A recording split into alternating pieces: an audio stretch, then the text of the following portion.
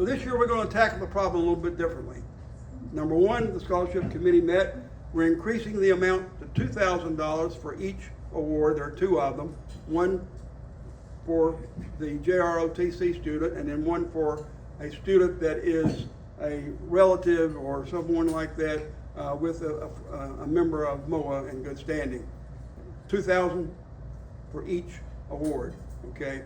Secondly, and the way we're going to really approach it, instead of sending out emails to the director of schools for them to disseminate it down to the PMS, or primary military science person at the school level, we're going to still send the director a notification. We're not going to leave them out of the chain of command. However, I'm going to be looking for volunteers, hopefully some tonight will volunteer, to actually physically go to schools, visit with the school PMS, taking along a copy of a letter that I'm in the process of finalizing right now, sitting down with that PMS, going over the program with them. The big change is the PMS is going to write up the application and nominate a student, the one that they think is the best student in their group, to maybe be the award recipient.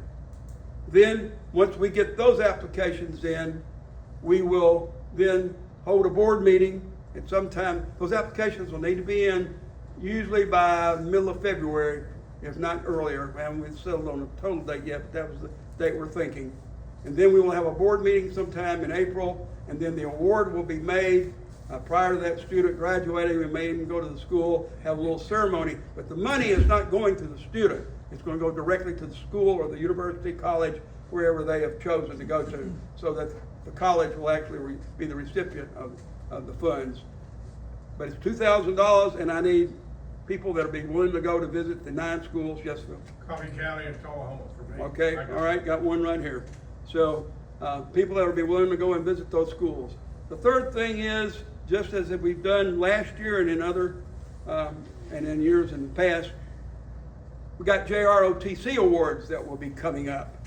Now that process will probably start sometime in the, I'd say the February, March time frame, where you're going to be going out and making a presentation to a JROTC student for a MOAA award for that. But we'll need volunteers for that as well. So be thinking about that, be putting on your volunteer hats, right? Putting on your volunteer shirts. This is the volunteer state, so let's step up to the plate and show what we're made of. Okay, one more announcement before we break for meal. I know y'all are getting hungry, and so am I. Now I'm a member of the ESGR committee. You know what ESGR stands for? Employees for the Guard and Reserve. Okay, this year the Hendersonville Police Department has won the Secretary of Defense Freedom Award. It's a big deal. In fact, it's such a big deal that the Secretary of Defense is coming to make the award in Hendersonville at the police department, and that will be done on the 3rd of September at 10 o'clock in the morning at the Hendersonville Police Department.